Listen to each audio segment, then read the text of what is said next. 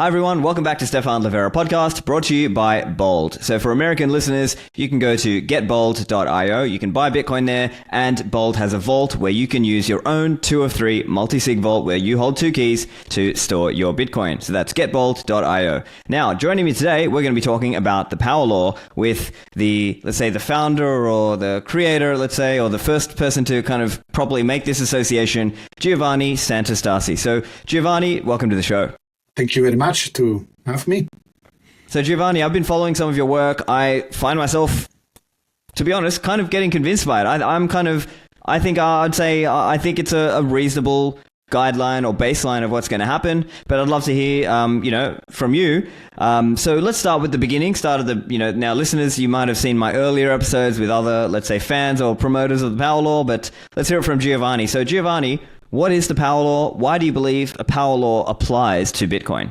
Yeah, so let me share also my screen so we can go a little bit deeper in understanding all these topics. So the idea is that, many people are trying to make sense of this phenomenon, right? The Bitcoin price in particular, because as much you want to be detached from that, it's something that many people are looking all the time, right? Because it's a guide of where we are going and what is happening with Bitcoin.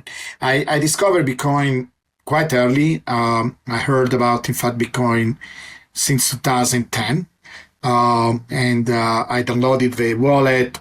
I didn't do anything with it because it seemed a little bit, at that time you can actually mine on your laptop, but it seemed a little bit too complicated, and I put it in the back burner. I thought that this was interesting. I didn't take it. I knew it was interesting, but I never doubted Bitcoin. I knew that it was going to go somewhere, but I should have taken it more seriously. But then in 2012, I read an article, kind of a newsletter where people were interested in technology development, in particular, life extension, but also AI. And Bitcoin was mentioned, and this, AI 12 years ago was not as prominent as now. So it was like a, futuristic, but, and Bitcoin was presented as one of these futuristic technologies. And in particular, one of these technologies that if you,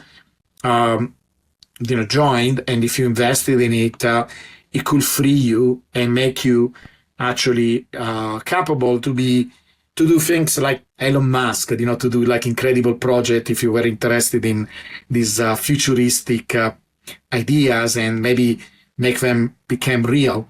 And so that kind of spoke my language, and it was really the event of it, Orange Pill Me. And in the article, it was a chart, and the chart, this was 2012. So you can imagine it was really little data. They had mostly like the huge big bubble that happened in 2010 and a little bit more data after that. And the author was making the case, was saying, listen, it's not a bubble because usually bubble, like the entire phenomenon is not a bubble. Yes, we did have a bubble, but it was a local one. And, because at that time, it's almost nobody mentions the idea of tulips, right? Tulip. But that time is one of the things that we were mentioning all the time.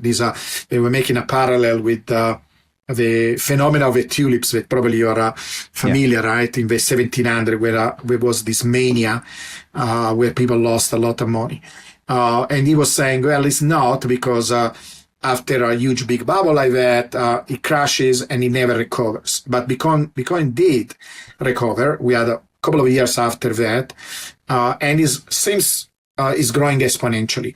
And exponential, it's something that is very familiar with this technology development. I was a fan of, I am, of this futurist called Ray Kurzweil. I don't know if you are aware of him. Yeah, so this kind of idea of like technology is going to advance so much that we can live for very long periods of time, and nanotechnology and AI and these kinds of things and robotics. Correct. And he wrote these 2 books. One is called The Singularity is Near, several years ago, and then now recently another one, the singularity is near rare. And these are thick books like this, plenty of charts that try to predict the future. Where his idea is that there are very precise trends in human behavior, because that is one of the things that many people doubt, right? That humans can be described by math. And he said, look, technology is an artifact of humans, and it does follow a law. Everybody's familiar with Moore's law, for example, right? It says that the computational power of chips is going up by a factor of 2 every 2 years. But he's able to find patterns like that everywhere in particular when the knowledge becomes digitized. Like, for example, medical knowledge is becoming much more digitized nowadays, and it started to become exponential in that fashion. And so I thought, okay, Bitcoin follows this exponential pattern. This person says so. So this is where my interest in trying to understand Bitcoin scientifically started, like early on. Actually, even before I bought my first Bitcoin, I started to study charts and I downloaded the data. I started to model it. I was not convinced that it was exponential. But I saw the regularity, and I saw that Bitcoin was different from anything else. Like I started to compare it. I have a almost now 30 years background in data analysis. My background is I have a PhD in astrophysics. So I studied data in many different contexts. I studied in astrophysics. Then at a certain point I pivoted and I went to neuroscience. I started to study the brain. And I studied now financial systems. So I pick up all the things that I needed to know about the economy, about finance. And I use the same tools that I was using to study stars and to study black holes. And I use it to study the brain, because it's basically the mathematics is very similar. In physics, we call them universalities, when we see similar patterns in many different fields, And then even when I apply the same tool, to understand periodicities, to understand patterns to financial systems, I started to see the same regularities. And one day I was listening to this video. I don't know how I ended up, but I was in Florida with my girlfriend, and we were watching the interesting videos. And I saw these videos about, it's called The Surprising Math of Cities and Corporation by this physicist called Geoffrey West. He even wrote an entire book on this topic called Scale. That is a book that I recommend everybody to read, because this book is almost like a Bitcoin standard. I think if you want to understand Bitcoin, you should read this book. It's a very beautiful book. And in this lecture, he was talking about cities, and he was saying how cities follow this mathematical pattern called power laws. And I will explain in a moment what power laws are. But I was very surprised by that, because I found these power laws, they are very common in physics. So I was super familiar with what a power law is. But, I found them in astrophysics, in the brain, how the brain works. But I didn't know yet about human system, besides maybe some of the finance system that I was studying. But I didn't realize even cities were actually predictable in their behavior, like the GDP, the number of gas stations, the number of library, how fast somebody walks in a city, the number of terrorist attacks in a city, the crime, all these things that people will think are completely random and not predictable, but actually can be described by these power laws. And he had this almost poetic description of a city where he was saying, the streets of a city, the communication system is almost like the arteries of the body, and the telephone and cables, lines are more like the nervous system. And so he was describing everything almost like a living city, an organism. And it was a very beautiful picture, but also in science, we have this imagination, but is founded on equations, right? On math. So he was showing the math supporting this. And almost immediately, I had this vision where, oh, he's talking about Bitcoin. That is also what Bitcoin is. And I went immediately after the video, and I I had all the data ready. I started to download more on-chain data like addresses and hash rate and all things. And I started to discover these power laws. This relationship in particular, the first power law I found was price and addresses. And I made a post. I was very active on Facebook at that time. I had like a large group with 30,000 people, was not very active on X. And so this is where my adventure started in understanding the power law. Eventually, though, I was missing a key component that was how the addresses grow in time, because I was under the impression, again, influenced by my reading on technologies, etc., that it followed an S-curve, because everybody always mentioned like the S-curve of adoption, the S-curve of adoption. And 99% of the influencers that discuss these things on the X space, they claim it without ever showing a graph saying, you see, it does follow an X-curve. It does. I was doing the same thing, and I was not going anywhere. In my model of price versus time were always not working. Yeah. And the missing piece was... Giovanni, can we just while we're on the topic of S-curve, I think it would be good for you to explain this also, because a lot of people say, but Giovanni, the internet and email or things like this grew on an S-curve. What's your view there? Actually, no, because many people claim these things without... and I don't mind that, instead of giving you like an overall picture of that we can still do it, but I did this talk so many times that people can find, maybe we can do a deeper dive, right, and answer some of these questions. So the S-curve, when many people discuss, is this one, right? Basically, the idea is that there is a distribution of adoption. So you start, this is the typical bell curve that everybody's familiar, right? It will be similar with height, right? Where you have small people on the left, tall people on the right, and then the majority of people is in the center, right? And the height here represent how many of these people find themselves in one of these boxes, right? In these sections. With height, this will be the average height. Of course, it will change from population to population if you're dealing with male people, males or female, in this case, we are talking about adoption. So you can divide these adoption in innovators, early adopter, majority, late majority, laggards, right?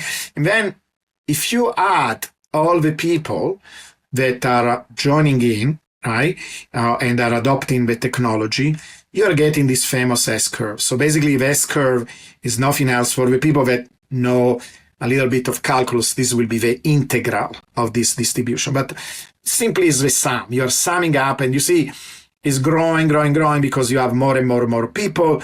When you reach the center, well, the people are starting to go down, there will be less people, right? So it's not growing as fast. It's kind of here in the same time, this is the peak of the growth when it becomes faster. Yeah. And then it kind of slows down and finally it saturates, right? Because you don't have many more people to add. And this is what many of these influencers are waiting for. They are this mythical event. Right. The argument is, we're just at the knee of the S-curve, and that's kind of part of the the narrative, exactly. Let's say. And sometimes, because if this curve, this adoption curve is much more narrower, it's kind of like there is a very fast adoption when we reach the middle. The S-curve looks almost vertical, right? And so we are saying, oh, it will happen so sudden and there'll be this jump in the price, right? Because then if this is the adoption is affecting the price, and they never tell you how, but supposedly also the price goes up. And some of my first model, I posted this, I don't know if I have it actually, I should add to my slides, but when I was working in the beginning, I solved this riddle that is, so here I'm showing all the major relationship that eventually I discovered. The first one is actually the one in the middle. I discovered that all the way in 2013. And I posted, instead of writing papers that I should have wrote, right? I'm actually in the process of writing a paper where I'm writing all these things together. But I was posting on Reddit mostly because I was a professor, but also at that time I was actually a professor in the university, but also I'm very interested in teaching and reaching out to the community, right? So I understood that Bitcoin was also a community and I wanted to interact with other Bitcoiners. So I post, instead of writing an academic article that nobody read beside, the specialist, I wanted to reach the community. I could have done both, but I focus on reaching the community. And so the first relationship, what describes? It describes the relationship between price and addresses. And you see, it's a power law. Yes, of course, there will be some variation. So let me say a little bit about power laws. Power laws, physicists are always looking for regularities, right? Things that can be described by an algorithm. As a second thing, if we don't find a formula, then we create an algorithm. But if it is possible, a formula will be ideal, because a formula is really a simple equation that describes how one quantity relates to another. One of the simplest relationships that we find everywhere in nature, because a lot of natural phenomena are described by this type of relationship. It's a technical term. I didn't invent it. It's called a power law. Law means a regularity, something that you observe over and over again. Even the law of gravity is this regularity, right? Some regularity are stronger than others, but in general, when you see this regularity, you call it a law. And in this case, it's a power law. Why is a power law? Why is it called power? Because you have a relationship of a type, and maybe I have a slide where I show it, of this type, where, let me see. Let me show you find the right slide that I want to show you, like this. So a power law is something that looks like this, where you have Y, one quantity, and then you have another quantity X, and I can give you a couple of examples. And then, there is a constant. This constant is not very important. It's like relating one quantity to another, even dimensionally, because, you could have, like, for example, in our case, price and time. So you have to have something that relates the two. And then you have this quantity X that is a power. So you're taking the power, right? You're raising it to a power, like, for example, when you have a parabola, right? Y equal X squared. You're taking the square. You double X, you get 4 times Y. You triple X, you get 9 times Y. But this N can mean any number. It doesn't have to be an integer. It can be 1.5, 1.3. It can be negative. So if one goes down, the other one goes up. It can be a fraction. It can be different things. And it's a power because you can call it an exponent, or, the technical term. In math and physics, we use this technical term, like, in every field. You can call it an exponent, or you can call it a power. And so this is why it's called a power law. It's a relationship between two quantities that are related by a power. The power makes it very non-linear. That is what I just described. A small change in one quantity because of that power can create a big change in the other. Bigger the exponent, bigger the change, right? And with Bitcoin, it's a power law because we found out that there is a very nice mathematical equation that describes a large part. In fact, it turns out 94% of behavior of Bitcoin can be described by this simple formula. I know it seems incredible, but this is what the math shows. And many people, you interviewed some of them, right? I think you interviewed Sina and said there is an entire group of people that now confirm this result and verify it's true. It's not just me. 94% of the behavior of Bitcoin that it seems so complicated can be described by this simple formula where this constant is 10 to the minus 17. So it's a very, very, very small number, and I can tell you why it's so small. And time, that is the crucial thing. So it's a relationship between price, time, and a power. It is a number that is very, very close to 6. It's not exactly 6, but close to 6. So it's a power law. And there are many of these power law in nature.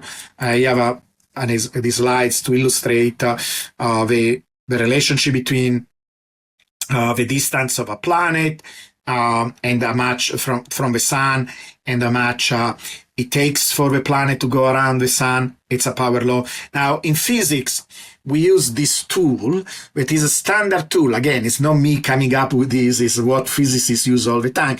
And, it's kind of a little bit funny because there are all these people that don't have a preparation, they didn't spend decades trying to study these things, and they think we are drawing a line by hand.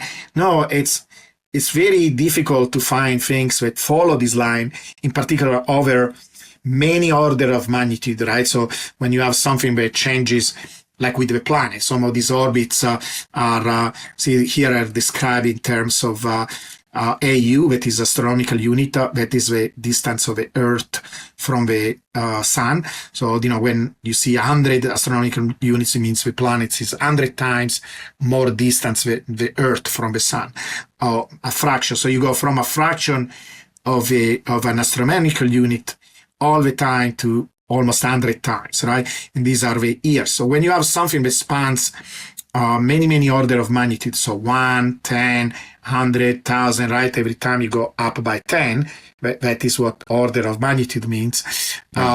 Taking the logs, it's the tool that we use. So we take the log of the x-axis, the log of the y-axis, and if you see a straight line, it's something that you can derive easily if you know a little bit of algebra, and anybody interested should try to do that exercise. Is if you see a straight line, it's a power law.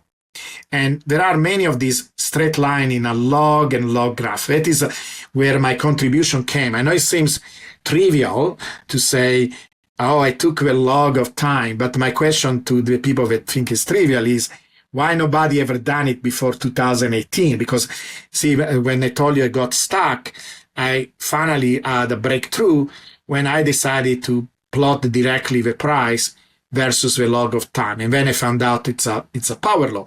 And now I had to go backwards and say, given that I found already a power law between price and addresses, what that implies, right? And now I have all the sequence. So I can tell you exactly how it works. In fact, I can show you in a moment a graph of that. But if you want to spend let me just try to understand. Let me just sort of try to explain it in, I guess, how I'm understanding it, right? The idea is that in nature, there are certain things that just follow a certain, power law, like you're saying, right? So the distance of these planets from the sun follows a certain law that it kind of, I guess, it sort of seems strange that they would kind of fall across this line in terms of how far away, but funnily enough, that's what they do. And then similarly, I think in this book, Scale, I've started reading it as well. You mentioned Scale by Jeffrey West.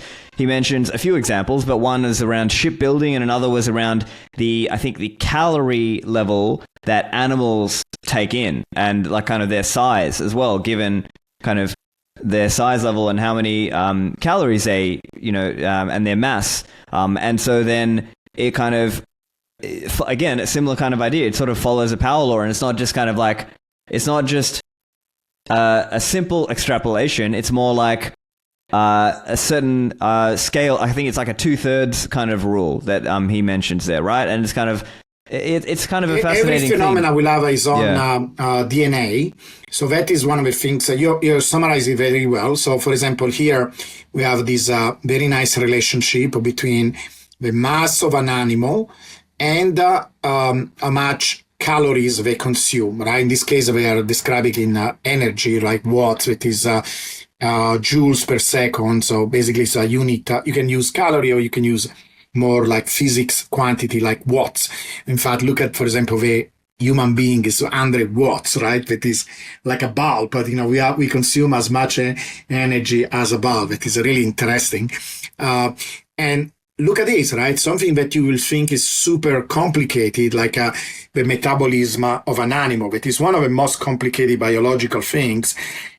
As you go to larger and larger animal, you notice a pattern. This is one of the things that, as scientists and as physicists, we go crazy for. Like, it cannot be that is by chance. It has to be that there is some kind of mechanism behind this behavior that needs to be understood. You see, this is how a scientist will understand. He will not simply say, oh, okay, this is cool and is interesting. He wants to understand it. What is going on here? I want to go deeper in the rabbit hole. I want to understand the mechanism, because if I understand it, maybe it's telling me something very important about the biology of the animals, how nature works, maybe something about evolution, all kind of different interesting things.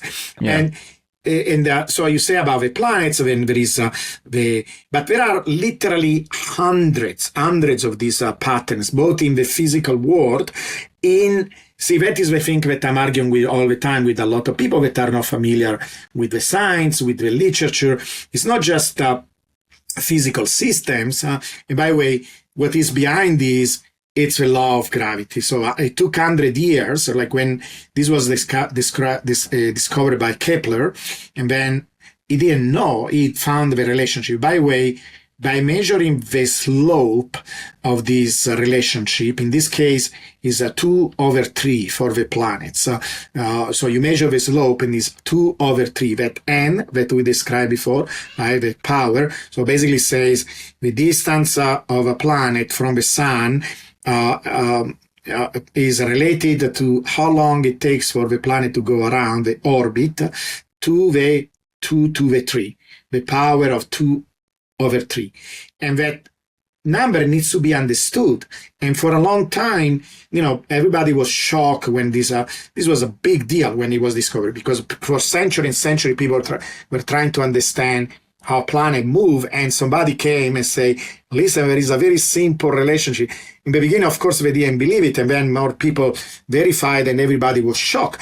And the question was, why? What is behind? What is going on, right? Then 100 years later, Newton came about and he wrote a big, huge book like that to show why. And it was all due to the law of gravity. That, by the way, is another power law. So he used a power law to describe another power law. But it was a more deeper power law. It showed that, the attraction between, the gravitational attraction between two bodies went down with the square of a distance, and that could explain this behavior. And when people study these, it's not the same. That slope is actually different for different phenomena. It's almost like a signature. So there are different power laws, and they have different, let's say, exponents. Exponents. But the point here is that they are following a certain a kind of relationship, and that's why it's being called an exponent or a power law. I think physicists look at this and say, what is similar, what is different? What is similar is this general behavior, right, that is following basically this line in a log-log graph, and what is different is the exponent. So, for example, for metabolism is 3/4, and if you read the book, he has an entire chapter to explain why it's 3/4, and as just kind of a spoiler, has to do with the fact that the body is a network, and the type of distribution of the vessels in the body to bring the food to all the different parts of the body. It's a fractal, and it's a game between the three-dimensional fact that the fact that we have a three-dimensional body, this is where the three comes from, and the fact that is almost like four-dimensional, because it's so intricate, the circulatory system is so intricate that almost goes to the fourth dimension in a sense. If you understand fractal, etc., it's another rabbit hole. I see. You understand the relevance of it. One thing I think a lot of people will want to know, though, kind of, if we bring it back to the Bitcoin aspect of it, as you said, it explains 94%, as you were saying, but then what about these kind of periods where Bitcoin goes through as everyone knows, goes through these big kind of bull market or bubble aspect, and then it kind of drops down again? So in your view, can that aspect be modeled also, or, where is the science and where's the art here in terms of understanding the kind of the bubble part or the bull part of the cycle? Okay, and give me just 1 minute, because I wanted to conclude a thought about these slides. Because one of the criticisms that people have is, it works with planets, it works with, and by the way, these are some of the other physical laws, look at meter list, right, with all the different exponents, all these long lists of different physical phenomena where are all power laws. There is a recurrent joke, there is I found one time a t-shirt that says, I didn't create the t-shirt. I went to a physics conference. All what I got was a lousy power law, right? Because there are so many power laws all over the place. But the question is, okay, it works with physical phenomena. It works maybe in biology. But for sure, human beings cannot be described by something so simple. No, it's not true, because if you look at, like we already mentioned, in fact, this is where my journey started, in realizing the power law also works for human phenomena. There are, by the way, physics is moving in that direction. There are entire fields of physics called econophysics, sociophysics, where we use the method of physics to understand social and finance type of system. And here you see, for example, if you look at, I don't have to go in all the detail, people can read scale, etc. But although I think I would point out here, I think it's fair, maybe this is where maybe we slightly disagree or something, but I would say from an Austrian perspective, you would say certain aspects are not, you can't divine an economic law just by looking at statistical relationships. I think. But that's Austrian economic then is wrong. It's wrong because, they just, it's philosophy and just a bunch of words, and science is based on data. The data shows it's not true because, I think it's more like there are certain things that you wouldn't be able to apodictically say a priori. And so I think that's maybe it's kind of like it's making a different level of truth claim. I think it would be like saying, let's say, where is the evidence? I mean, I would like to see an Austrian economic book that instead of saying a bunch of things, because that is the difference between philosophy and science. Yeah. Okay. Well, I mean, if you're actually interested, I would recommend, there's a book called Economic Science and the Austrian Method by Hans Hermann Hoppe, and he explains, so in his view, like the way he would explain kind of Austrian methodology is he's saying that the way you do economics is not the same as the way you do physics, right? That's kind of what he's trying to say. He's saying it's a different science. See, I don't agree with that because I am an econophysicist and I don't agree. Right. So I think that's one area where we disagree. But I think the way an Austrian would see it... But what there is to disagree, I would like to see the guy show me evidence, right? Because in this case, I show you the evidence. Look at GDP, right? It's one of the most important economical parameter. It follows a power law. And people did it for hundreds of cities, hundreds. So listen, maybe there is something good in Austrian economics. When I'm writing myself a book and where I will have a chapter on Austrian economics, given that so many people like it, and they like it because of a Bitcoin standard, but there is no evidence of that. There is no evidence. Like people follow Platonic philosophy or many other philosophy. Like one guy wakes up and say, "Oh, the universe is made of water." No, I think the universe is made of fire. And they debate forever, and it means nothing because they is not made of it. Neither of these things is much different, and you have to go deeper. The scientific method is what made everything possible for us, even us talking right now through the computer. Austrian economics, what did it contribute? I don't know. No, I think show in a moment.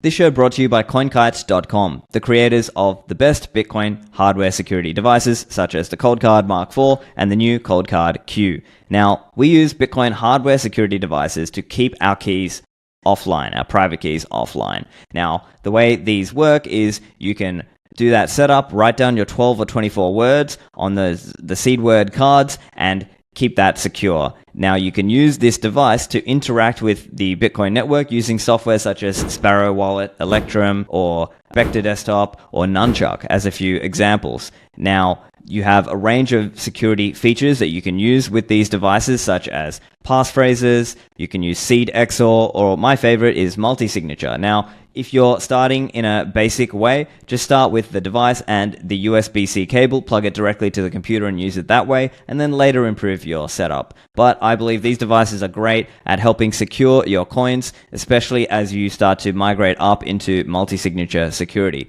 But don't be disheartened or don't be scared away. They are accessible, and I think you actually do learn about Bitcoin in the process. So to get yours, go to coinkite.com, use code Livera to get a discount on your cold card. The lead sponsor of this show is Bold.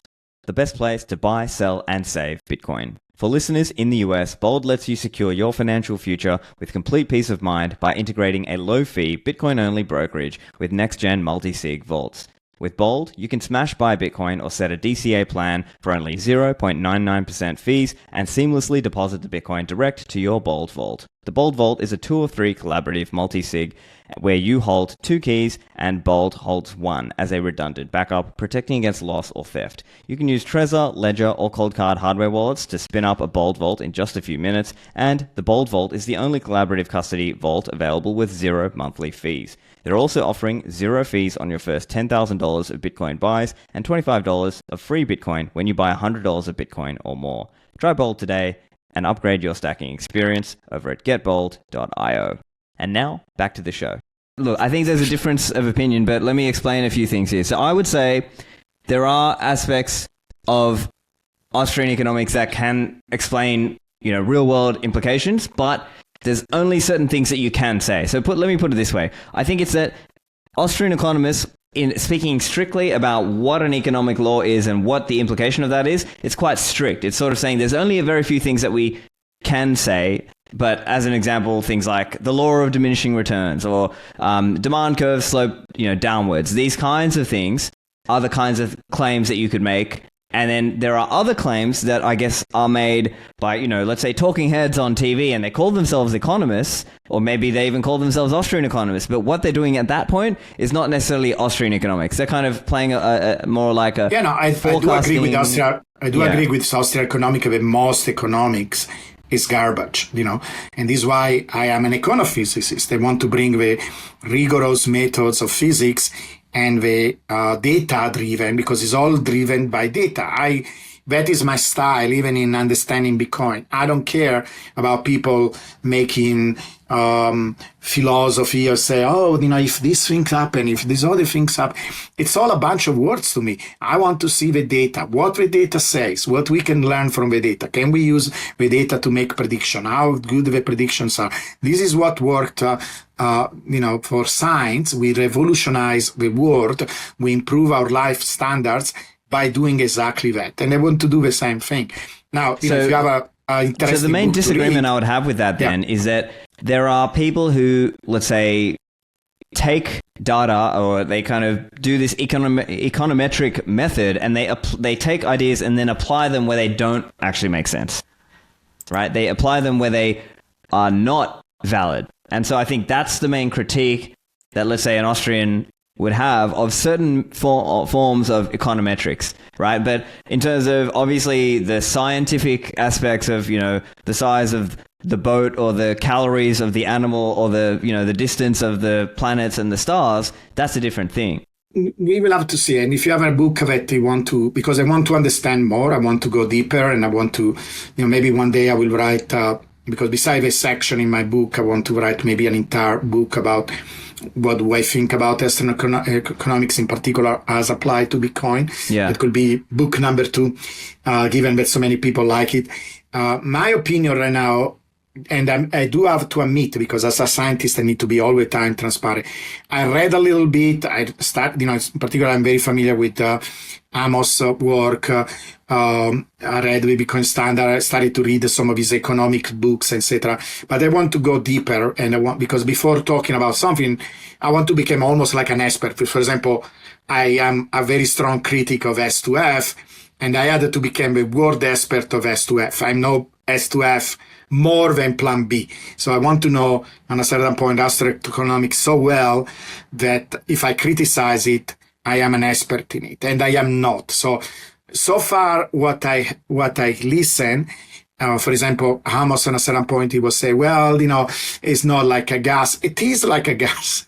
I can make many examples and show you exactly like there are many social and financial systems that behave like gases. The only thing we can say probably, where maybe we find some place where we agree, that the individual being, at least at this point, is very, very difficult to model. We are talking about large number of groups when they interact together and when they in that case, they do behave like particles, very much like so. And there is this entire field that I'm studying right now. It's called log periodic power laws. That is work from another physicist. He can detect days ahead a major correction, simply because he finds this oscillation in the market that are very similar to what you find when a material cracks, when earthquakes happen, and you can identify. I mean, you can see. I did it recently with the XRP live. I told 10 hours before a correction is going to happen in the next few days. It's going to happen now. It works. So there is no doubt that people can be described. Like one day somebody challenged me and say, Giovanni, okay, what about history? History for sure is not a power law. It took me literally 5 minutes to find, for example, that the time in between wars is a power law. The number of casualties in a war is a power law. I mean, there are all kinds of things like that. It's just that people think that we are so much free and they don't understand that there are regularity. Yes, we are free. This is why you do have much more noise. Like if you go back to these graphs, right, you can see there is almost no noise at all. It's like crazy, so perfectly regular with a planet. By the time you go to the animals and talking about physiology, there is much more randomness there, right? The dots do not follow perfectly that line. By the time you go to cities, you get much more fuzzy line, right? It's not as good as if it was planned. There is more noise, there is more indetermination. Yeah, and I think that's that is probably one point that I believe most Austrians would say, yeah, I think that's the point that they would sort of hang their hat on and say, well, it didn't prove, it wasn't exactly on. But I think it may be true that it kind of generally is a guideline or a benchmark or a baseline for how to think about a certain thing. It may be true. So I think that's for me how you would say it's a different level of truth claim. And philosophically, we can agree also, because I know where they are going, right? They're saying then there are economists, they want to use their, and in that case it's also bad econometrics. They don't use physics, because they don't listen to physics. They use these very bad models to make policies, and then they want to impose these policies to people, and they don't realize how complex the human world is, etc. In that, I can kind of agree, because the knowledge from these things, I think it can be still used, but then it should be more about, facilitating. For example, if there is a lesson, right? If there is a lesson that we derive from Bitcoin, is that in a sense you don't want to intervene. You want to let Bitcoin do the things it does, right? So it's like you want to understand it, you want to describe it, you want to study. Maybe you can do things to, like for example, we can go in the bubbles, etc., to understand this periodicity, and you want to ride along, but I will never say, let's use this knowledge to something and intervene. If anything, it shows that if we have a system like this that is optimized to be as good as it is in terms of interaction between people, these network relationships, this scale invariant behavior, in a certain sense, is ideal for.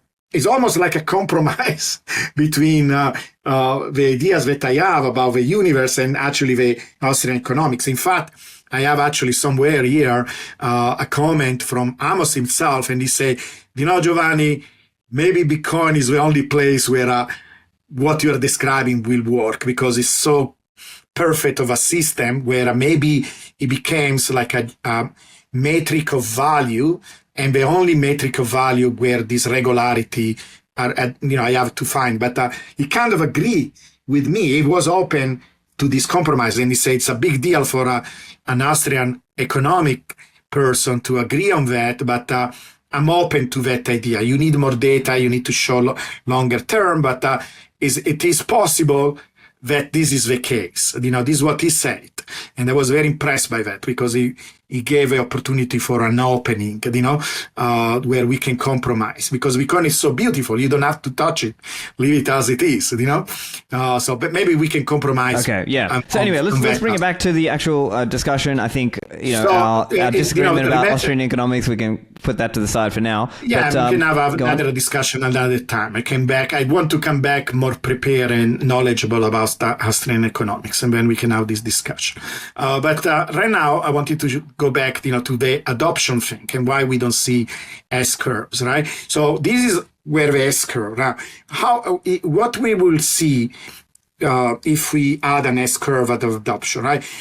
We are so lucky that we have so much data about Bitcoin, because sometimes there are proxies, like, for example, addresses, right? Addresses are the best we can do in terms of measuring how active is the network, right? Because basically the ideas that we are reaching is that Bitcoin is a network. And if you want, I can give you some ideas about what network are, what are the components of a network. I will tell you in a second. But this network, if it was following an S curve of adoption, the addresses will look like an S. You will have to show it in a linear graph. It will look like this. It will look like an S. Now, in a graph where you're taking the log of the addresses and it will be linear in time, it will look like a straight line. It will look like a straight line. And it doesn't look like a straight line. To make it look like a straight line, you have to take the log of time and the log of the addresses, and then it does look like a straight line. You see? So I guess in a way you would say, statistically speaking, it's simply not an S curve. Like, if you just, that's the answer. Right. There is no evidence for it. Where do we, unless you are wishful thinking, you are imagining. We have a data. This is what I'm telling all the time to everybody. I had actually a meeting with Fidelity where they were talking about this S-curve. I said, can we have a meeting? Can I show you the data? And we had this meeting. I said, look, this is the data. These are the addresses. Fits a power law, a beautiful power law that is, it's addresses equal time to the cube. So it grows with the cube of time. This is how adoption works in Bitcoin. And so it is not this thing. It's very counterintuitive. You don't have a curve where you have innovators, early adopter, early majority. Yes, of course, there are people that join in early, but you will never, it doesn't curve like this. Basically, it's what is called scale invariant. That means it's going to look like itself. It's always looking fat, because, to go from here to there, mathematically, you will do, you will take the S curve and then you will defend taking what is called the derivative of a S curve, and you will get this. If I take the derivative of power law, guess what? I get another power law. It's still a power law. How the distribution works is also a power law. So there is no characteristic event. There is no a place where you say this thing is going to go crazy. It's going to do the same thing. That is a beautiful thing about power law. We have this property called scale invariance, which is the DNA of the power law. The most important, this is why we are not like another model. We are creating a framework to understand Bitcoin under this idea that these are what are called scale invariant phenomena. It is one of the biggest deal in physics. Like we have entire book, this topic called critical phenomena. It's basically similar to things like avalanches or sand piles, or when a system goes from water to ice. It's an entire field of science of these very, very interesting phenomena that are kind of on the edge between being regular and irregular, chaotic and orderly. And Bitcoin is such a thing that is beautiful and fascinating. For a scientist, it's such an incredible thing, but has also a lot of consequences if you want to really, truly understand how Bitcoin works. So the idea is that adoption is a power law. It grows with the cube of time. And by the way, I was very puzzled by that, and they say, what is going on? Why the cube, And then I started to look, and it turns out in certain situations, usually the spread of a virus is like an exponential. but in certain condition, it follows a power law. And in fact, look at this. For example, AIDS, I know that is not a good idea, but think about memes, right? Memes are a kind of like a virus, right? Or idea, like a beautiful idea, like, when you spread like a good religion or something that changes people, right? It can be understood like a virus, right? You're spreading this new idea. Basically, this is what Bitcoin is. It's a mind virus, right? We are infecting all the people with the orange peeling, right? So, and they do diffuse like power law. You see here, for example, I don't know if you can see, I can make it bigger. You see where it's a power law because you see this is how the disease diffused, where it's a cube, exactly like Bitcoin. It's not interesting. And I found it's not, you say, well, it's chance. No, I found many other phenomena that exactly diffuse with the cube. Guess what? You were mentioning the internet. This is one of these things that they say, the internet is an S-curve. And they always say, do not trust, verify, right? That is the Bitcoin motto. I went, got the data, and guess what? It's a damn power law. Also the internet adoption. In fact, I can show you the graph for that. And it turns out it's almost 3. It grows with the cube too, like 2.6 or something like that. Let me find the graph where I compare the two. They are almost perfectly the same. Let me find it. So even the internet, for example, follow this pattern. And so the idea is that it behaves like this, like a power law. Just give me a second. I'm going to find the internet. Here it is. You see, this is the Bitcoin, a power law. That is, see, we're taking the log, the right, yeah. and the log. So it's a log plot, right? Bitcoin, internet, look at this. Parallel line, that means similar slope, right? For Bitcoin is a 2.8 or almost 3. And for the internet user is 2.6, very similar ones. See, look at this. It's not incredible. And then you have something else like a technology. Do you see how this looks like an S? This is phones. This is phones, cell phones, because cell phones is not a network, right? Sure, people talk with each other, but there are no network effects that affect, people are watching an advertisement, they decide to buy the new iPhone because it's fashionable, and it looks like an S. You see how it looks like an S? And so this is cell phones, not a power law, internet, a power law, Bitcoin, a power law. You see? And then, I went deeper because this is one of the things that many people don't know. I'm working on these things 24-hour days when I'm sleeping. And I found many different things, many different fascinating things. Like, for example, I found this article where they were studying different social networks, and they found out that if you look at how social networks grow, they expand. See, this paper that studied real life cases of network. This is it's a Chinese paper, so it's mostly Chinese social network like WeChat, Weibo. This is like what is called Los Alamos preprint, that is people posting online research papers. They include Enroll because they had the data of the email exchanges, right? And you will think, whoa, Enroll's it's a bad example. In fact, you see, look at, this is when people say, what happens if a power law breaks? This is exactly what happens. You see how after the bankruptcy, this thing collapses like this. So it's a good example of when a power law doesn't work. But all these other social networks have both the nodes, because the idea of a network, right? You have these centers.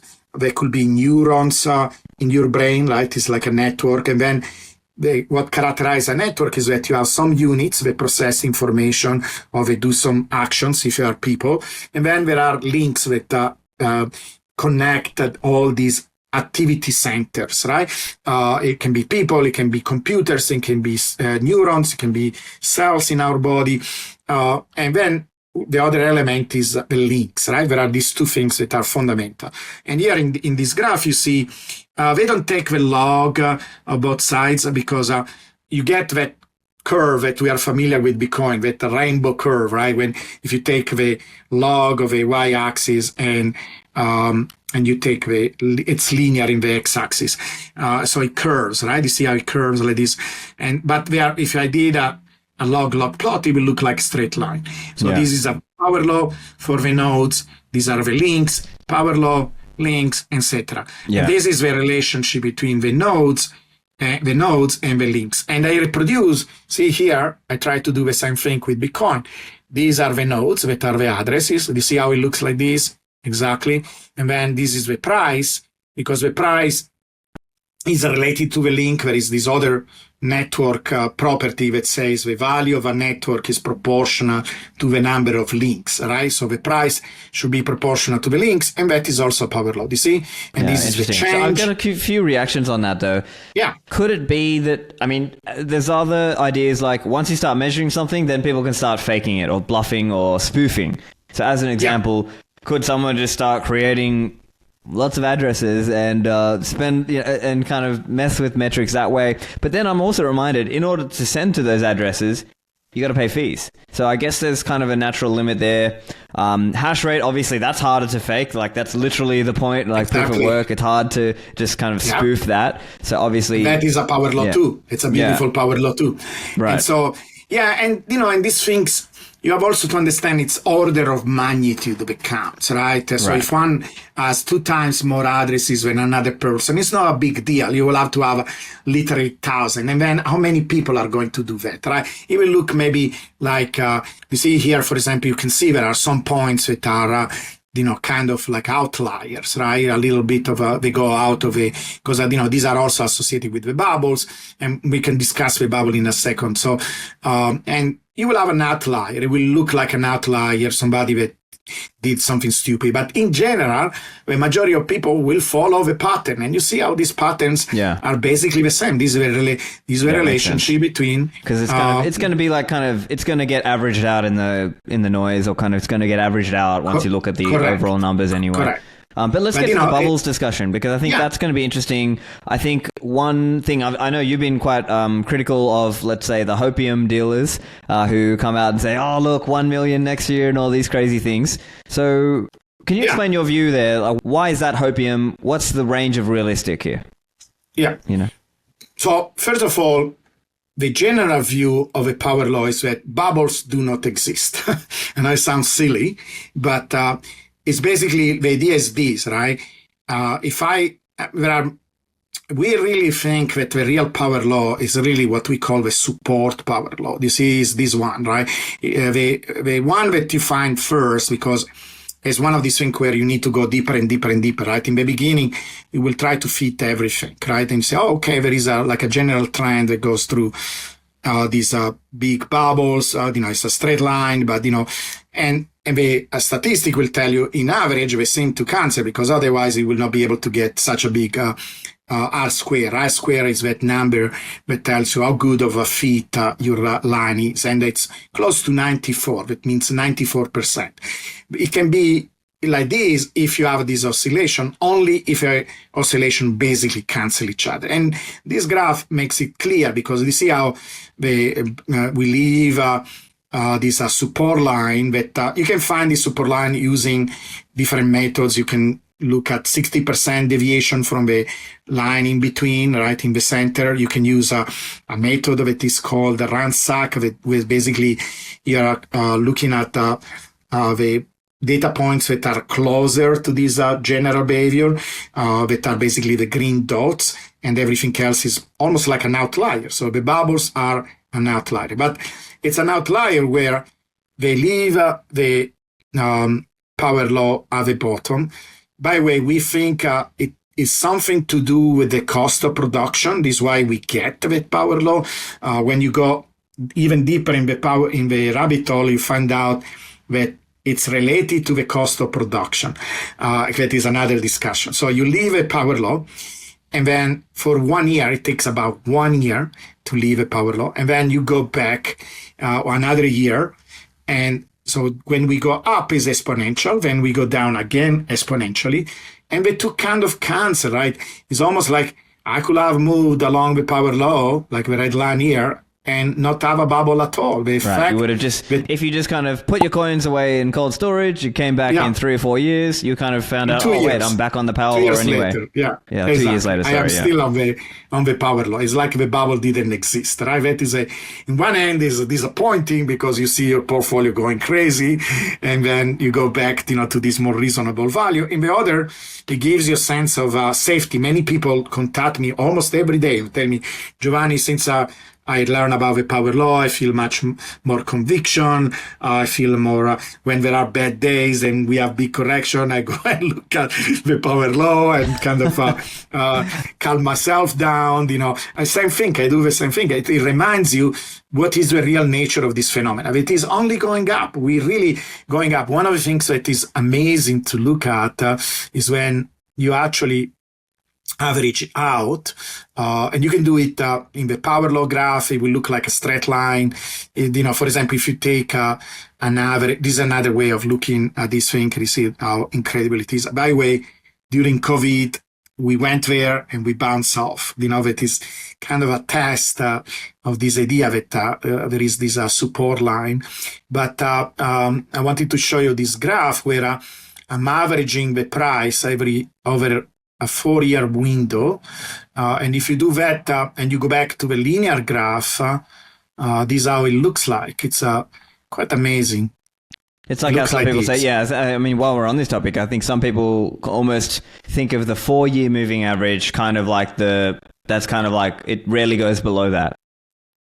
Yeah, so you can see that the power law is a very good model of a behavior over this 4-year moving average, right? Because basically the bubble are getting squeezed, or they get not perfectly canceled, but almost. And then, I mean, there is nothing to argue. It's a damn good model of how Bitcoin behaved.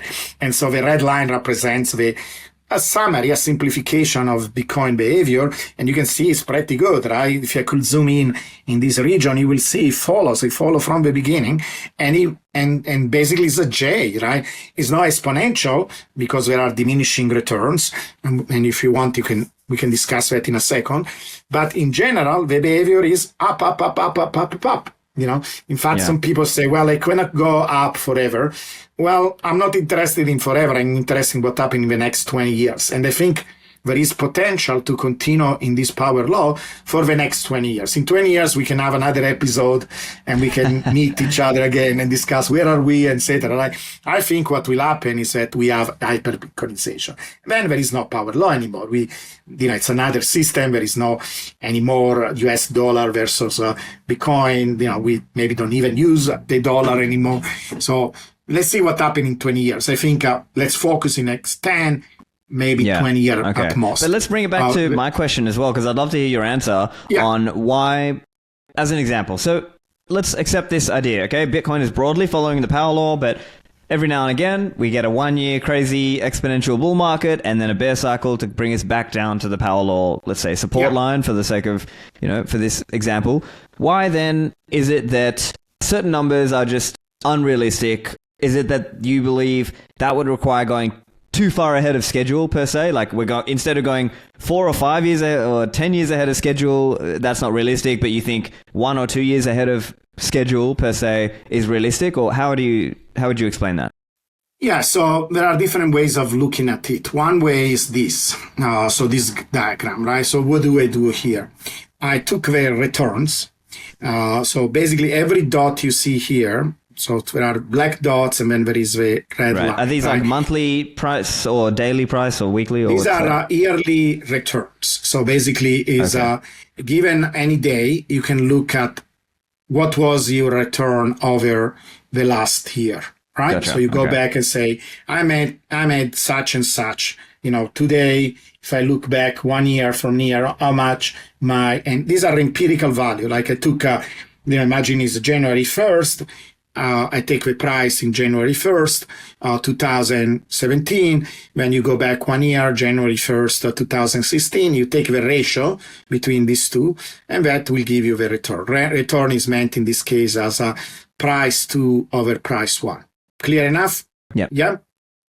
So every dot represents that, right? Every single day, I go back 1 year and I calculate what was the return. And you see here, right? For example, 100 means you went up by a factor of 100. Your portfolio went up 100 times, or the price went up 100 times. Of course, these large values are associated with the peaks. These where the peaks are, you see? Because these where we get. Notice how the bottoms are much more flat. There is not really. So what we notice about the peak go down. They go down in a very regular fashion, right? In fact, I can write an equation. This is a very precise equation. It turns out it's basically a kind of an exponential that goes down. It's actually an equation. It's one single equation that I can write that connects all these dots, all these peaks. And the bottom, it's basically almost like a flat line, because this is what when I was thinking we observe it, there is this support line in the bottom. It's very, very regular that we saw in the graph before. The blue line, what you see, is the theoretical value associated with the power law. So in other words, if we were moving only along the power law, the yearly return will look like this. Right. So it's not just over time. Yeah. It's diminishing over time. It's not just that the peak are diminishing over time, the entire system goes down over time. And that is what differentiates a power law from an exponential. An exponential, your returns will be a flat line, will be consistent. Like a constant CAGR, right? Like it goes at whatever, 70% a year or whatever. But actually, it's more like it's going to taper down over time, which, I mean, to me is quite intuitive. I think diminishing returns is to be expected. And it's intuitive. And listen, it was what defined Bitcoin, because in the beginning, Bitcoin to survive, if it grew like 10, 15%, as even some of the best stocks, nobody was even interested in Bitcoin. What attracted Bitcoin was that you were making like 10 times a year or something like that. And people wanted to be part of this thing and invest and bring resources, etc. Right? At the same time, you cannot have something that grows 10 times a year every single year, right? You see how the power law, once you start to think about the power law, you go under in this rabbit hole that almost explains everything. Like even this thing where it was important for Bitcoin to, it's almost, like a little animal that needed to grow very, very fast, like some of the horses that come out of a mom and they run, right? Human beings are not like that, right? It needed to come out and run, because otherwise the predators will have eaten alive. So it needed to be strong and fast, etc. At the same time, imagine, an animal that grows very, very fast because it needs to be, defend itself from the predators. But at the same time, it grows every year 10 times, right? Right. And at a certain point, it will not have food to eat, it will die. And this is the same thing with Bitcoin. It needs to slow down. You see how incredible it is, how much intelligence. See, this is where we agree with Austrian economics.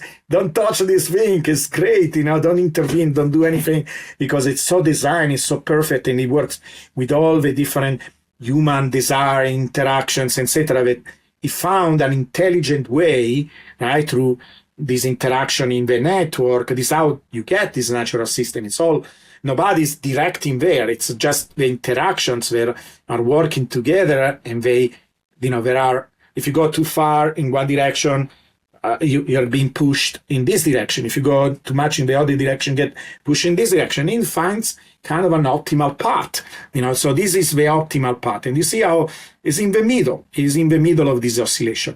Now, the oscillations, they are there, I think, because it's also part of human nature to go through these cycles. These are 4-year cycles. There are a lot of herd mentality. People rush herd in mentality, and they rush out. Exactly. Yeah, you see, everything starts to be like a puzzle. When you have a puzzle where all the pieces come together, this is how you know in science you are in the right track, right? That there is something into this. And it's a story, but it's a story based on data, right? It's not just a made up story. And so the idea is that it allows, almost is like an escape valve. It allows this enthusiasm and this activity. Okay, yeah, let's do this crazy thing. It's associated with the halving. It has nothing to do with the supply. It's more like a ritual. It's almost like a Bitcoin Christmas, right? And everybody gets excited. There is a lot of exuberance, and then it goes too far, and it needs to be corrected, and it goes down. You see? And this pattern, you can ignore it and say, well, okay, it's happening this way, and it's so regular. But, ETFs and Sailor and strategic reserve and blah, blah, blah. No, because according to the power law, we have also an understanding of that.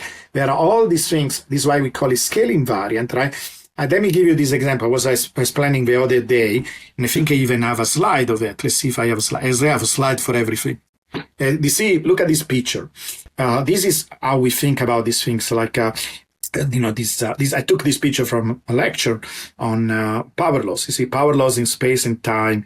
This guy was giving this lecture, and he's giving an example, right? And this is where I say, look, in fact, you see, this is what I was saying. This is BlackRock. So let me explain what are you seeing here. So as an example, this is a simulation, right? It's one of these cellular automata. I don't know if you have heard, like people create these little simple games in a computer to simulate this very complex system. But they have the same characteristics of things like, for example, when we go here, you have an example, right? I'm going from liquid to vapor, or maybe solid to liquid, and so on. Imagine ice, right? You're reaching this critical temperature, this TC, critical temperature, and as you come closer and closer to that temperature where water freezes, and you look inside the water, you will see all these little clumps, from the atomic level, the molecular level, all the way to huge big chunks that you can see with your eyes of little. It's probably something that you saw, if you ever saw when water when ice forms, right? You will see small chunks, big chunks. If you could zoom in, you will see chunks at all the different levels. And this is what it represents, all these different chunks. And we call it scale invariant because it looks the same, it's self-similar at all the levels. It's like kind of a fractal, right? It looks like a fractal. Fractal are like a tree, for example. You look at a tree like modeling, right? Sometimes I can create a diorama by taking a small little branch, you put it on the diorama, it looks like a tree because you don't know, if you don't have a point of reference, if it branching, it's like a big tree, a small tree, it's self-similar, right? A branch of a tree looks like a tree. It has the same type of behavior. And same thing with this thing. And so guess what? If I organize the size of these chunks by how many chunks with a given size there are, guess what I get if I create a graph like that? Guess what I get? What I'm trying to say. Do you know what you get? A power law. So power law are associated with this type of scale invariant behavior. That means you are going to have few black rocks that are really big and they have a big effect. And then you are going to have, banks and smaller institutions there are more of them, but, fewer than individual. And then there is me and you, right? These are these little dots. And so I actually studied that, I have this amazing graph that I want to show you, where I look at wallets of different sizes and I see and try to understand that behavior between the growth of the addresses and the price, splitting the different contributions.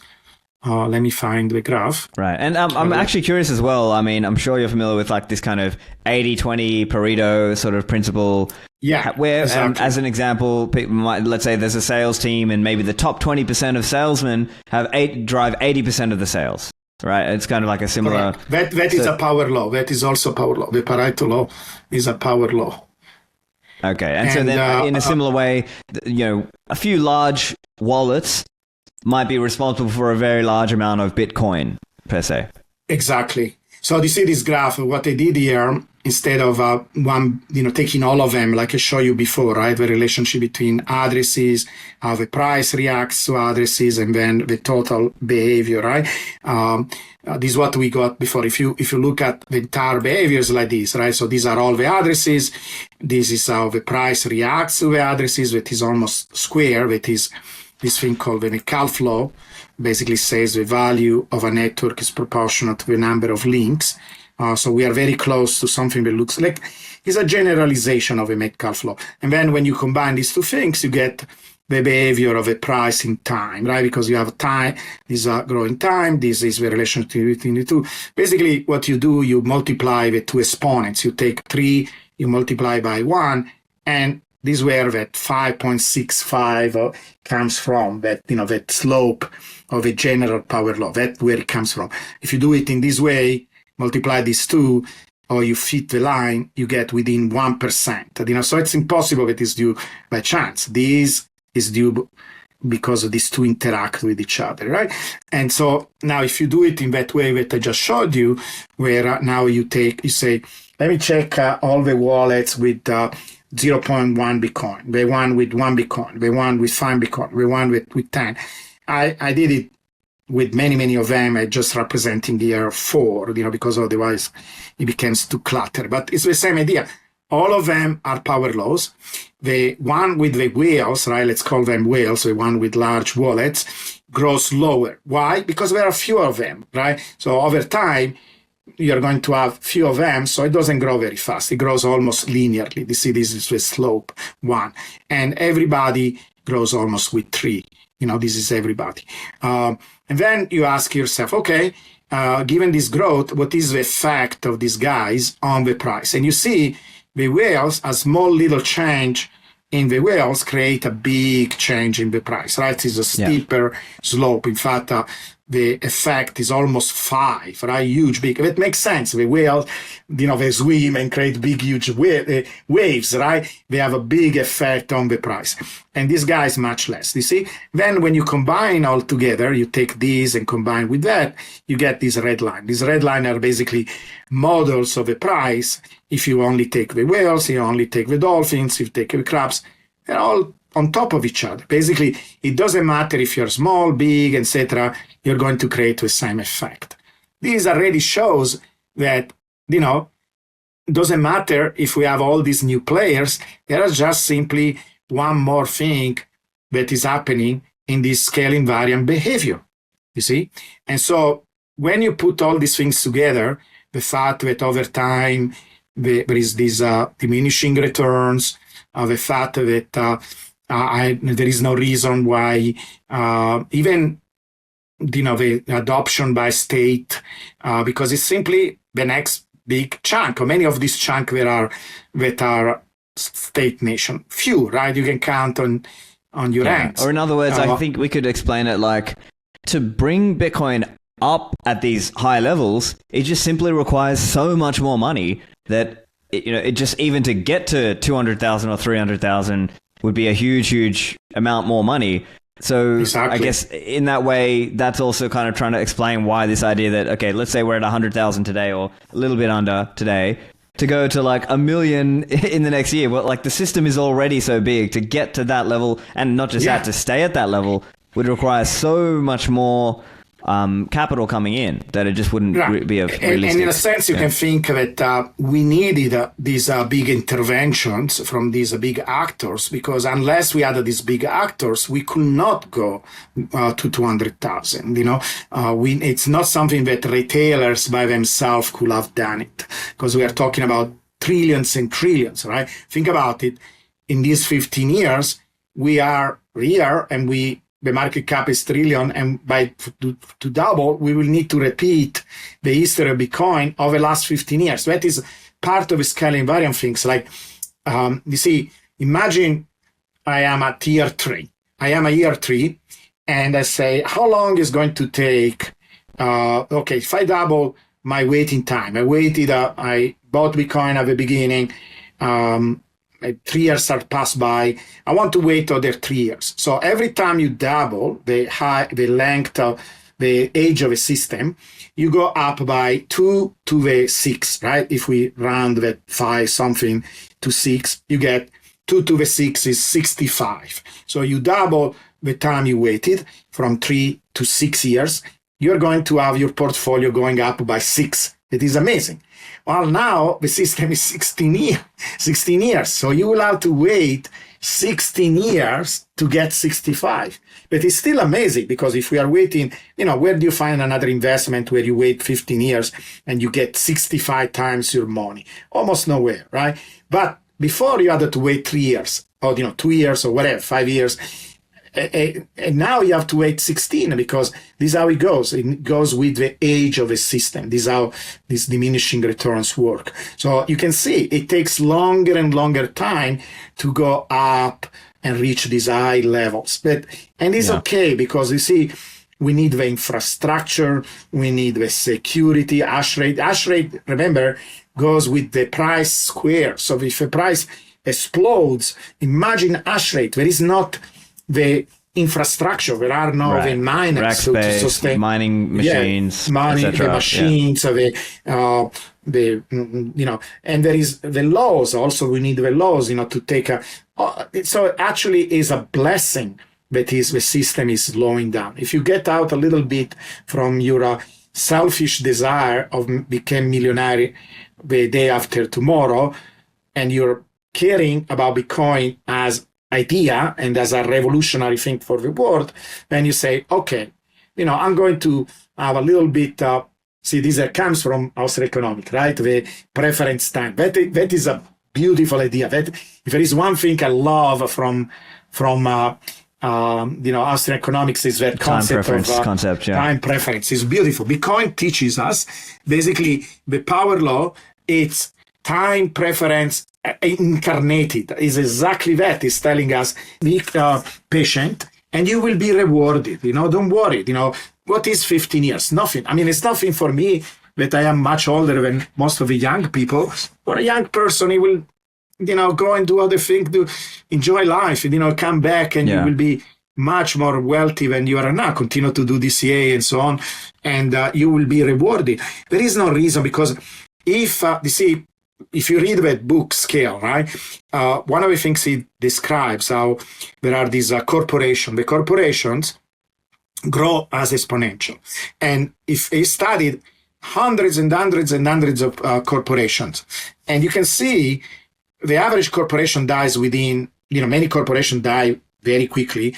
The one that survive a little bit, the initial phase, they last maybe 15, 20 years. Almost nowhere you can find a corporation that lasted more than 100 years. He jokes that he says the Vatican is it's a joke. Right. And so I guess the point here you're making here is that cities are growing more like a power law, they're more sustainable, whereas a company can grow more like an exponential, but the downside is it can crash or it can die. It can crash, if they die, they don't have resources, they get a little bit staff, right? They don't innovate anymore, they get really bureaucratic, they are too large to change. While the power law, it's a favorite growth for cities, but also there is this beautiful article that I found where they discover that tooth, nails, and thorns and horns, they all grow as power laws, because it's basically nature way of saying, look, I'm going to grow, but as I grow, I'm going to take my time to go to the next step. I'm going to take my time. It's basically the power law is this proportionality between the growth of one quantity, in this case price for Bitcoin, and time. It's a proportionality in scale. So if I go by a factor of 10 up in price, I'm going to take a factor of 10 in time. A factor of 100, a factor of 100 in time. So this means slower, still pretty fast, because you saw that J there is crazy, right? Time to the 6 is a very high value for time, but I'm not going to do it as an exponential. I'm going to do it as a power law. It's the best of both worlds, because we are still talking about 40% a year right now, just following the power law. And we are going down. It will take about 20 years to go down to 25% or something like that. So they're going to beat the stock market for the next 20 years, which is amazing. And as I'm understanding on the, from what I've seen of the curves and the charts and things, we're here today, December 2024, but loosely speaking, roughly speaking, in let's say 10 years-ish, Bitcoin will be over 1 million based on the power law. And in 20 years' time, it'll be over $10 million.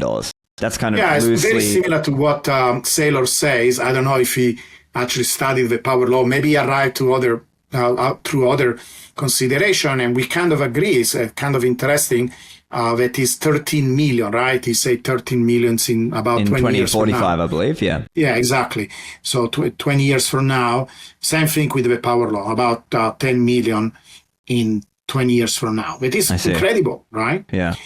This show brought to you by mempool.space, the world's leading Bitcoin visualizer. And now they've got an accelerator program. So if you have a transaction that you sent at a fee that was too low to get confirmed, now you can fix this with the mempool accelerator. The way it works, you can go and search your transaction, scroll down, click accelerator, and you don't need an account. You can pay with Lightning, and then it'll show you it's now in the process of being accelerated, and then after a few minutes, it's confirmed. And so this is a great way to help you out if you are stuck. And this can happen where maybe your wallet doesn't have RBF or CPFP, or it might help you in situations where it's impractical to go and re-sign. So for example, multi-sig with keys in different locations. And thirdly, even in some Lightning scenarios, perhaps a forced close, you might not be able to use RBF. And so in this case, the mempool accelerator can help you out. So keep it in mind, and you can find out more over at mempool.space/accelerator.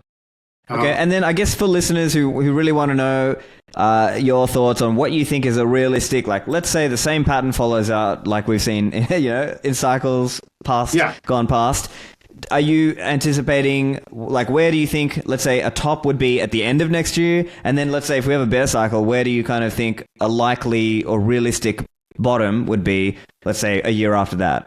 Yeah, so you can do it in a couple of ways. So if you do it, for example, considering this decay of the tops, because it's a kind of, it follows like a mathematical pattern. So if you take at face value, say, okay, I don't understand it, but even the top seems to decay in a predictive fashion. Where can I project this to the next bubble, right? You say, maybe it's something real that, see, this is where I say all the time is the weakest part of a model. So one should take it with a grain of salt, right? This is how science works. When we are very strong, like the power law, so much data, so much confirmation, thousands of points, I tell you, look, this is a very strong analysis. When it's weak, I'm telling you too, because we have only, unfortunately, few oscillation, right? So the statistics are a little bit more weak. But if you take it as a, at face value, then we are getting about 200,000. So we go to 200,000. It's going to happen in quarter 25. And then we should continue to go down, because until I see evidence that the cycles are not real, I'm going with what I'm seeing. I see cycles, so I'm going to say they are going to exist in the future. And then we go down for 1 year, and we are going to reach 70K. So we go to 200 and then down to 70K. And it will take 1 year. So by 26, by quarter 2026, we go to 70K. Something like that, right. And so then, in your mind, what's kind of the realistic range of how much higher than that could it go without breaking a power law per se? Well, so remember what the power law says. The power law really cares, beside this decay, right, that we say is almost like an additional analysis that is not really related to the power law. At least we don't know if it is related to the power law. I see. It's a regularity that we see. In theory, if you don't take, if you say, okay, let's free ourselves of this limitation, of this decay. In theory, I could have the power law go into infinity and come back to 70K. It will not violate it, right? If it does it in the time frame, because one also has to be honest. One cannot say, well, if it continue to go exponential for the next 5 years and then it comes back the next 5 years, it's still a power law. I will be the first one to say, no, we are in a different regime. It will not be fair. It will not be part of how science works. You have to be honest, right? So in my theory right now, I will be very surprised if we don't go down, from the peak, and then we reach the bottom. If we violate this exponential decay, it will be one of the things that is not happening. But then, let's say we go to 300 and then we go down to 70, I will say, okay, let's forget about these peaks going down. That was a fluke, but the power law still works, right? If we continue after 1 year and we go up again, and we continue to go exponential for another year, then, we will have to say, well, we are not doing what we were doing before, for sure. We are not following these oscillations. It doesn't look like we are in a power law anymore. So this is where I will say, the power law is violated, right? It's for sure an historical thing, right? You cannot deny this. I mean, any scientist, not just by look, but also analysis, etc., has been part of a history of Bitcoin. And, if one is interested, besides making money, also in understanding the system from an academic point of view, from a scientific point of view, it's a contribution because we found out all this irregularity. It also allows us to have a reference where if anything goes different, then we can compare before and after. That is also when models are useful, when things are not going as you expected, right? Because now you can compare what he did before with what he's doing next. So I will be the first one to say, listen, something is different this time. Like, for example, there is one pattern that I warning everybody that is different because everything else looks exactly like the previous cycle. So almost like a copycat of the previous cycles. There is one thing that, if you want, we can spend 1 minute to discuss it, that is different from everything else, that is liquidity. So I made this model that is not based on the power law. It's simply what I look at in terms of relationship between global liquidity and the price of Bitcoin. Again, I'm looking at the graph that I can show you. Otherwise, I can summarize it for you. But so I studied liquidity, like different banks and different M2s and so on. And it looks different this time. So this is the graph that I wanted to show you. And this is not an updated picture because this is basically the purple line. It's I took up all these parameters like M2 of different countries, different banks, and I added them together, and then I try to find some kind of simple relationship between price and this quantity. There is not such a simple relationship. There is not, for example, a power law or an exponential. It's much more complicated. But the purple line is supposed to represent this relationship. It's basically, you can think of it almost like the fair value of Bitcoin if it was only based on liquidity. And the white line is the price. So in all the previous cycles, what we always saw was that there was a lot of liquidity. Basically, the purple line was above a white line. Just before, you see, like here, for example, you see, we had all these, and when that happens, when the purple line is above a white line, I color it green. It means we have a lot of liquidity available. And then when we come close to the peak of a bubble, they switch, like the white goes above the purple. That is kind of almost like a definition of what a bubble is, right? You don't have fundamentals to support this FOMO. It's all driven by craziness, right? Like that is tulips. That component is tulip. And then the price corrects and we go back to where the white line is above the purple. This time is different. And for some time, this graph needs an update. It's a trading view. I make all these trading view indicator that, by the way, people can have access to if they like. They come to my X, and I will let you know how to get these indicators. Is I have a Discord group, but basically. For some time, we were seeing this, where there was the price was going down, the liquidity was going up. So I was hoping there was some kind of crossing here, right? This is what I was saying. Okay, we will have this crossing, and we will get something similar to what we got before. Well, this is different, because what happened, instead of coming together, the price went up, liquidity actually went down. If we were looking at an updated picture of this, it will look like they did exactly the opposite. They went in two different directions. And this never happened before in all the different bull run. And I don't know how to interpret this. It could be that we don't need liquidity anymore and only ETFs. Well, I guess this comes back to, it comes back to, again, human action and choice, and these elements of it could be different, right? But I am also curious your view, because as we've spoken about, diminishing returns is, to be expected. That's the intuitive outcome, contrary to what, let's say, the hopium dealers are talking about. But should we also anticipate diminishing volatility, and let's say, should the bear market cycles be less harsh, right? Like, let's say historically it was very normal to have 80% drawdowns. Would you expect that going forward, it's diminishing returns, but also diminishing bear market drawdown percentages, or not? So as you can see from the graph that I showed you before, right, the bottom is always consistent, but the top is going down. So of course, the correction, if the top is going down, and by the way, this is my project, right? If you do it with this method using returns, you get something close to the value that I told you before. In this case, it's more like 270, 250. So basically here, this red line will go there. So when we go down, there is much less correction, right? Because we didn't go that far away.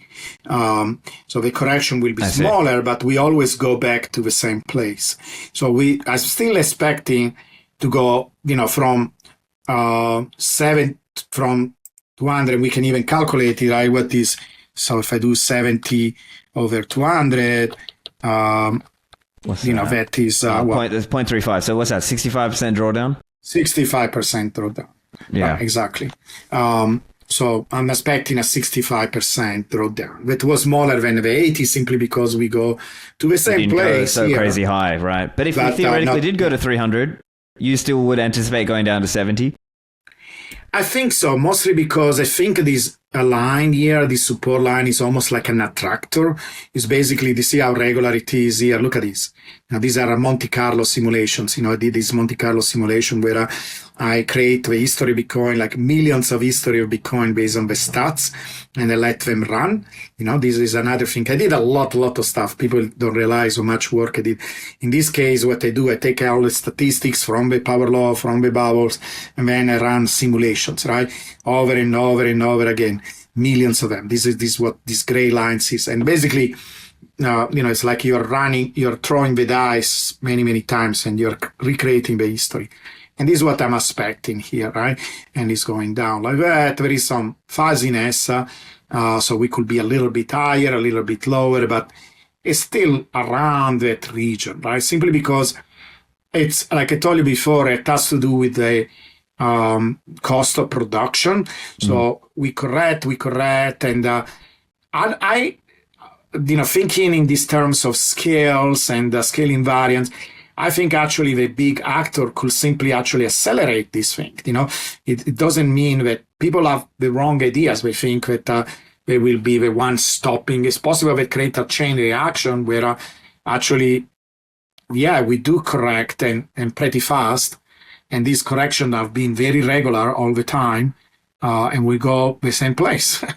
So this is my understanding right now, right? But as a scientist, you're always open to update your understanding. Right. The regime could change, something could be different. Yeah. I mean, it always is possible. So I guess it's not to just sort of say, I'm just following this chart no matter what. Things could change, right?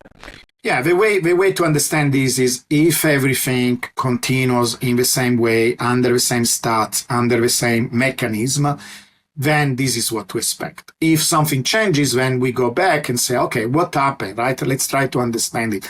What was different from before? And you still gain knowledge, from doing that. I see. This is how scientists do things. We know in everything we do when we are trying to understand, the universe. This is exactly how we do it. Okay, well, I guess one other area that's maybe a little more controversial, I know you might have spoken a little bit about this, is the aspect of trading. Now, I think I'll preface this by saying I think most people who try to trade will end up losing because maybe they don't have the emotional or psychological makeup to sort of do it correctly. In practice, a lot of people end up buying high, selling low, because that's kind of historically when people are new, they don't really understand. But I certainly understand that there might be people who are interested in that. I'm curious, your view, how do you think about that component of it? So I lived all the three bubbles, okay, all of them. I experienced all of them. And it was devastating when I was, today I was analyzing the market. I was making a video and I told the stories, right? Every bubble, I can close my eyes and I can remember exactly where I was, how I felt, all the emotion associated with it. And it was exhilarating. Imagine some of this crazy bubble, right? If you think last bubble was exciting, imagine the one in the beginning, this crazy one. Look at this. We were almost going. I was around in 2013 as well, so I felt that. Yeah. I felt the double top as well. So yeah, and then we crashed down. Right at that time, actually was scary because we didn't know anything about these cycles. We had this first bubble. We thought, okay, that was some kind of anomaly. We are going up. We are now going to have another. And then we had this other thing, right? What is this? We were still trying to make sense of this, and then. By the time we had the second bubble, some people started to say, oh, this is going to repeat exactly like before. It's going to be, and at the same time, it was some debate. At that time, in 2017, people were talking about institutions. There were banks, there were some large funds that were starting to invest in Bitcoin. Wall Street was interested. There were investors, this idea that institutions join the Bitcoin network is not new. We were still talking about that. And I still remember being under the shower and some little voice was telling me, maybe you should sell half of it. Why not? It's a life-changing money. Sell half of it. Let's see what happens. If it goes down, we rebuy at the bottom. Let's rebalance our portfolio. And then I had this other voice that was saying, no. It's different this time. It's different this time. And then it was not different, right? And it was not different last bubble. So that is what I'm trying to say, that first of all, it's not very likely it's not going to be different. And second, today we have so many tools, right? It's an entire range. It could be from, like, for example, if you are doing DCA, like even me, right? Every month I buy a little bit of Bitcoin, about every month, every week, or whatever it is, and I do it automatically. Well, when we are coming close to these tops, and we should be able to tell where they are in terms of timing, in terms of deviation, all these different tools that we have, maybe we should buy less. Maybe we go and start to put some of this money aside because you still want to do DCA. You don't touch it. You keep it in USDT, maybe in your wallet, in a offline wallet. And then as things cool down, you buy more Bitcoin. I know that some people think one Bitcoin is one Bitcoin. At the same time, one Bitcoin that is $200,000 is not one Bitcoin that is $70,000. And I know it's not US. People will say, oh, but you are fixated with USD, you are thinking fiat. No, I want more Bitcoin. So if I can use some of it 200,000, because it's Bitcoin plus FOMO, one way of thinking that you have a Bitcoin plus a bunch of FOMO. I want to sell the FOMO so I can buy some Bitcoin. So do it in a way that makes sense to you, right? Make a plan and see how you feel intellectually, but also emotionally, and say, you know what, that crazy Giovanni, maybe 10%. Okay, I'm going to do it with 10%. I'm not going to sell more than 10%. I'm going to do it only with 5%. Or maybe I'm going to do what he say. We come close to that region. I'm going to put aside a bunch of dollars, and I'm going to buy when it goes down, right? Maybe this line or whatever. You use some indicator, use some reference. When it goes down, make a plan ahead of time. There are options. You can buy a very out of money option with IBIT, or maybe MicroStrategy that is linked to Bitcoin price, right? Buy something that is very cheap, insurance almost, right? Buy out of price option, that is not going to cost much, but if there is a big, huge correction, you will make a lot of money with that option, so it compensates a little bit of your loss of value of your Bitcoin. And now you can use that to buy more Bitcoin. So it's part of what Bitcoin is, that we have this bubble. We are blessed that we have a very general, steady pattern up, but also we have a lot of volatility through this bubble. So why not to do something with it, right? And just, it's up to you. You have to decide what is your style, what is your level of knowledge, your level of support. Make a plan. Decide what you're going to do. In my case, I will do a combination of these things. I will do all of them, a different level, because I want to be prepared. I want to be, this time I'm not going to, think when we go back to the bottom, I should have done this, I should have done this other. I will make a bunch of decisions. I will stick to my decision, and I will be coherent with that. There is nothing wrong with that, right? Nothing. I don't think there is anything wrong. Yeah, I think it's fair enough for people to think about it. I would just say be very judicious about your planning. For listeners out there, don't do anything crazy. Never sell all your Bitcoin, but certainly I think it's fair that, people who want to think about taking a small percent, and maybe that's your fiat buffer for the next bear market, right? As an example. Or maybe it's part of how you think about, you've got some income, you're keeping some of that because you want to try to allocate, when things are towards the bottom. Also, you got to think about taxes and fees, right? So these are other elements that people will have to consider and make sure, okay, after these things, am I still net up in Bitcoin terms? Okay, then, maybe that's something you have to make sure you also think about. But I think that's, we've gone for a bit over, but I think it's been an interesting discussion. A lot of interesting insights there around, power law, scale invariance, diminishing returns, but also what does that mean? Is it a more consistent, thing that can survive longer? Certainly very interesting stuff. So listeners, check out Giovanni's work. I'll put the links in the show notes to the X, and the website is bitposeidon.com, and the YouTube channel is there as well. I'll put the link for that also. It's called Quantonomy. Okay, so Giovanni, thanks very much for joining me today. My pleasure. And see you around soon. Good questions, and to be patient with me and listen all this time. Thank you for the audience too.